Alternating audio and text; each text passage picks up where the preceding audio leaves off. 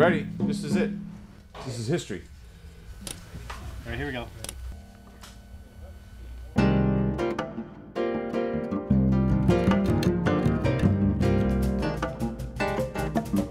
The way we channel Spanish music and jazz is through sketches of Spain.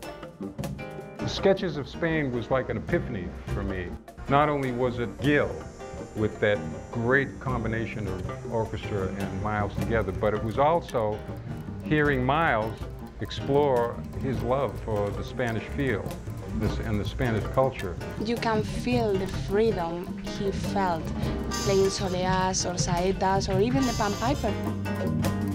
Miles Espanol is an examination of the music that was influential to Miles Davis, that was associated with Spain. And we wanted to examine the influence of Spanish culture on the music he performed. This is Bob Belden's massive concept. Musicians that used to play with Miles Davis collaborating with Latin and Spanish musicians. Miles is a term used for you play like Miles. It sounds like Miles. It's not him, it's a sound. It's an iconic thing. It's an attachment. So Miles Espanol is this way of producing these musicians who play with Miles playing Spanish music. It's that kind of mindset. Instruments ranging from flamenco guitar to Galician bagpipes from northern Spain, accordion, some strange Moroccan instruments. It's a real mixture. It's always been a tradition to get the influence from these cultures and then write pieces that create a bridge for jazz musicians to build off of. Spanish culture has the rhythm and the harmony and the melodic element that really comes to fore with jazz. Because jazz is improvisational, so you can mend and move and bend things around to where you get the desired result.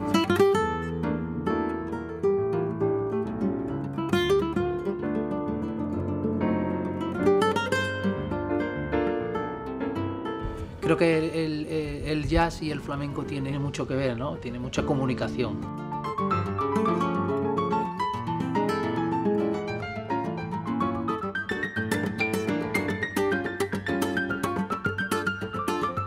It takes a certain element of eccentricity to create something that nobody else can do. And Bob is that beautiful. He's got a beautiful mind. You never know what's going to happen. You know, in the original sketches, Miles went da da da da da da da da. So what I want to do is take that groove you were working on in 7, that thing. Yeah. So the last groove will be that thing you were working on, and then da da da da da. The original idea for arrangement of the Rodrigo was to actually have someone play mute trumpet right off the top of the piece, and immediately we said, "Whoa, that's that's too parallel. It's too close to what was happening in the original."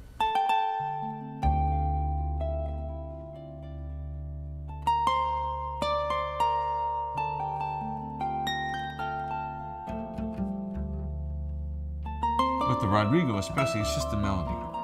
And everything after that is superfluous. It's one of the most beautiful melodies ever written. So I thought, well, let's just do the melody, and let's do it on instruments that can play the melody, and so you can hear it. So that means keep it down. So originally the big band was there, but it died because it would have overpowered the beauty of those instruments.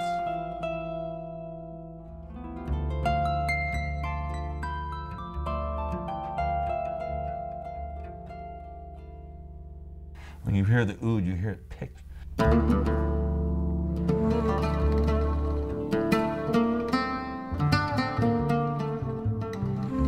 I like orchestration. That's one thing I really love to do, is combine instruments. And over the years, I've been able to combine different instruments, not traditional big band or orchestra sounds, to get a sonority that fits the textures I'm looking for.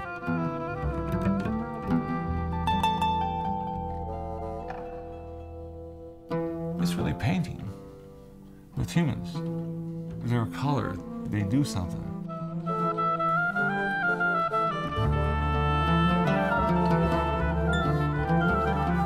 And so in a way, this is a narrative. It's a narrative of the history of Spanish music, the Berber culture, the mixing of cultures, and the expulsion of the cultures into the New World, represented by everybody here. That was fantastic. Great. It's sounding wonderful. You have the Miles Davis guys who want to play this kind of music. You're here. And you have the guys who play this kind of music wanting to play with the Miles Davis guys. Morning. How you feeling? I'm great, man. Good. First person I talked to was Chick, of course, and he said, I'm in.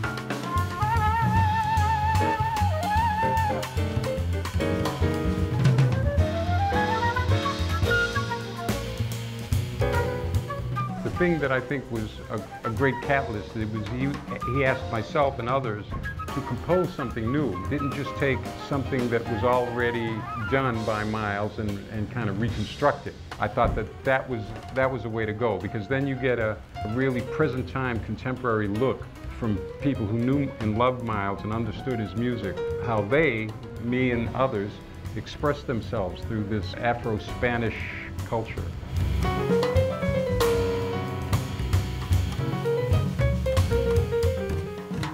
And then on a hunch, I called Jack. And then he mentioned Chano.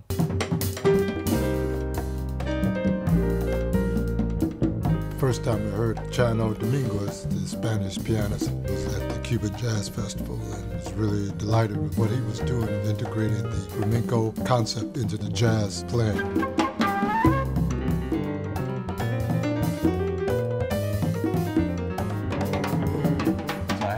Chano, and then that's when it started snowballing. I am glad to be here. Yeah. Yo estoy muy contento por estar a trabajar con los grandes músicos que me he encontrado, como Alex Acuña, como John Benítez, como Jerry González, Sonny Fortune, Sammy Figueroa. Yo creo inolvidable.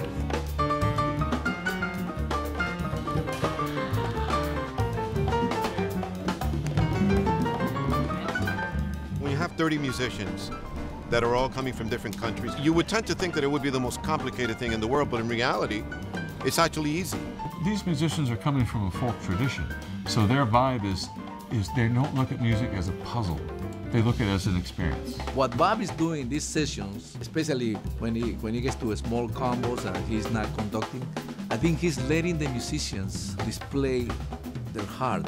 No es mi manera habitual de trabajar esta de llegar a un sitio y a ver qué hacemos en un estudio de grabación. Es una cosa que no la hacía yo desde que era joven. Me recuerda a mis épocas de músico hippie, ¿no? Esta grabación tiene un punto de hippie que es agradable, ¿no?